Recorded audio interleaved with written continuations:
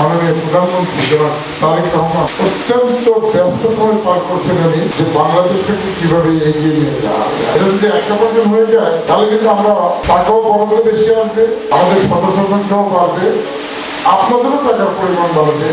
যখন যেটা দিচ্ছেন পর্যায়ক্রমে বাড়তে থাকবে। আপনারা এগিয়ে আসুন এবং আমরা চাই যে আপনাদের সফলতাটা বাংলাদেশকে আমরা যে উন্নয়ন দেশ হিসেবে দাঁড় করাতে চাই, আমরা চাই যে আপনারা এটার মধ্যে একটু অগ্রণী ভূমিকা রাখবেন।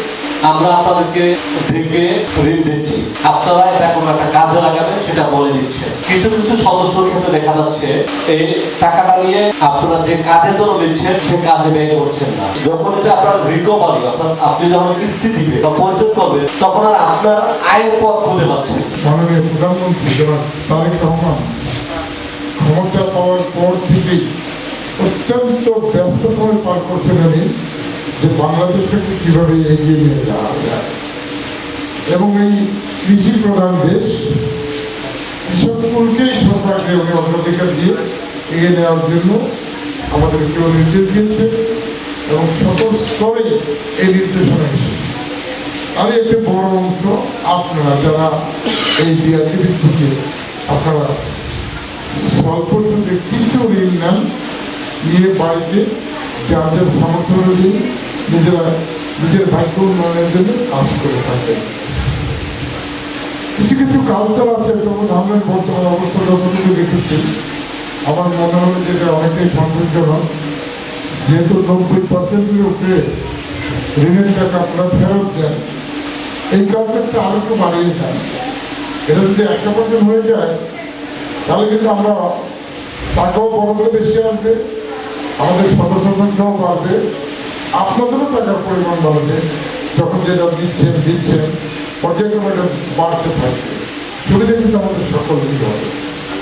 সেই দিক থেকে বিবেচনা করে আপনারা এগিয়ে আসুন এবং আমরা চাই যে আপনাদের সফলতাটা বাংলাদেশকে আমরা যে উন্নয়ন দেশ হিসেবে দাঁড় করাতে চাই, আমরা চাই যে আপনারা এটার মধ্যে একটু অগ্রণী ভূমিকা রাখবেন।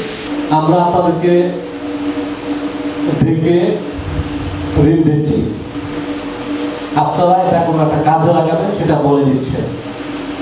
কিছু কিছু সদস্যের ক্ষেত্রে দেখা যাচ্ছে এই টাকাটা নিয়ে আপনারা যে কাজের জন্য দিচ্ছেন সে কাজে ব্যয় করছেন না। তাতে কি দেখা যাচ্ছে যখন এটা আপনার রিকভারি অর্থাৎ আপনি যখন কিস্তি দিবেন বা পরিশোধ করবেন তখন আর আপনার আয়ের পথ খুঁজে পাচ্ছেন না। আমি সবার প্রতি নিবেদন অনুরোধ জানাচ্ছি, সরকার